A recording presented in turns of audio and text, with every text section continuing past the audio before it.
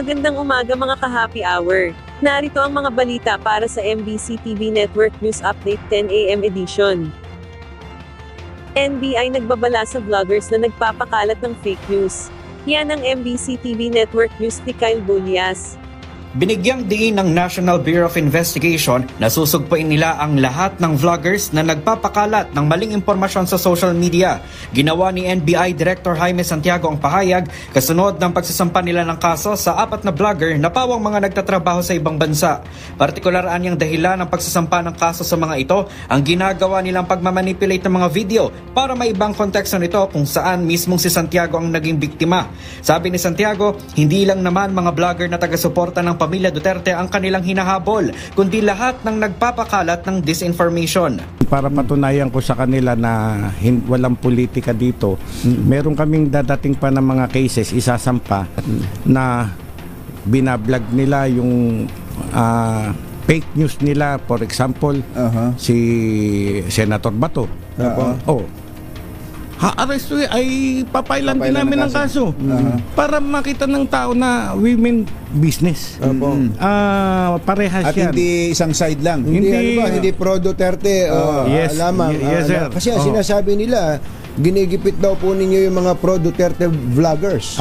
Hindi po totoo yan. Ang sinasawata natin yung fake news. Sabi pa ni Santiago, ang nasampulang 4 na OFW ay magsisilbing babala na seryoso ang NBI sa paghabol sa mga nasa likod ng patuloy na paglaganap ng fake news sa iba't ibang platform. Para sa MBC TV Network News, ito si Kyle Bulias ng DZRH, una sa Pilipinas, una sa Pilipino.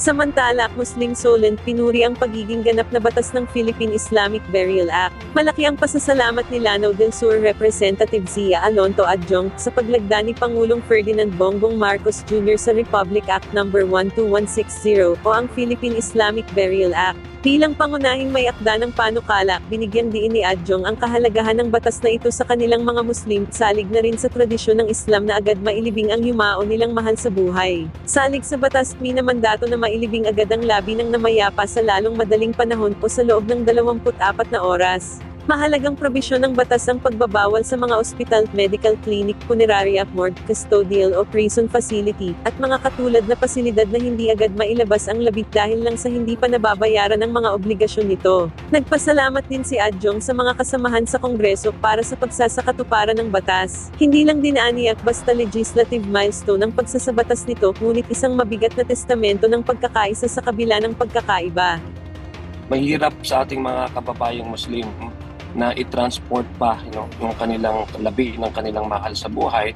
That's why kung saan man sila naroroon, hindi dapat ito maging hadlang na hindi nila ma-practice kung ano yung kanilang paniniwala pagdating doon sa mga burial rights.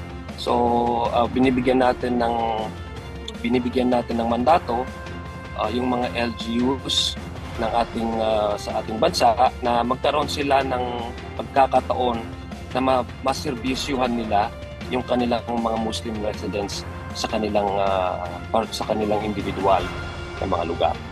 At yan ang mga balita para sa MBC TV Network News Update 10 AM edition. Abangan ang mga susunod na balitaan mamaya para sa 11 AM edition.